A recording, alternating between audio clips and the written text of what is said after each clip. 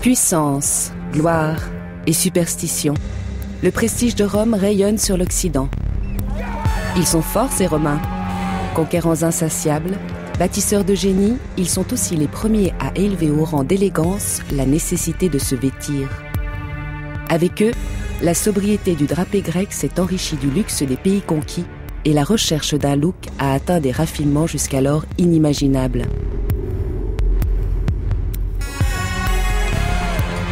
Six siècles de toute puissance, de jeu, de brutalité, mais aussi de culte de la beauté, de l'allure glamour et de religion du pli qui peut tourner à l'hystérie. Amateurs ayant le souci du détail historique, passionnés par le temps des toges et des stolas ou amoureux des traditions antiques, ils vont nous dévoiler un chic éternel et encore très moderne.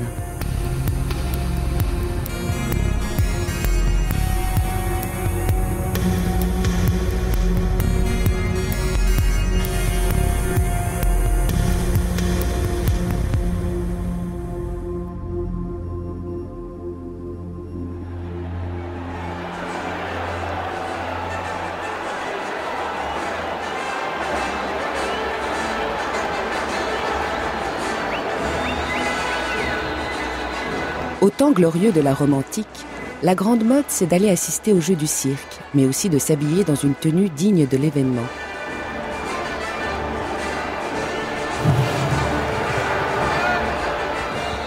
Avant d'entrer dans l'arène, riches patriciennes ou simples citoyens, belles courtisanes ou esclaves, posent dans ce qu'ils ont de plus beau pour se vêtir.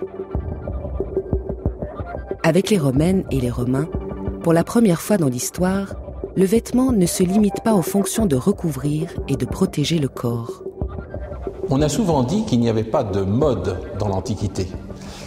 En réalité, elle évolue lentement, mais elle existe. Et la mode, à Rome, le vêtement plus exactement, c'est une question sociale, c'est une question de rang. Et quand on parle de position sociale à Rome, on parle aussitôt d'argent. La tension monte, car l'événement à ne pas rater si l'on veut s'offrir une magnifique garde-robe, à condition de parier, va bientôt arriver.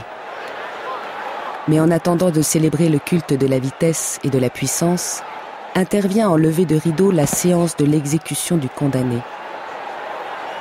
Les bourreaux sont déguisés en gladiateurs. Ils exécutent les repris de justice ou des martyrs chrétiens dans un simulacre de combat.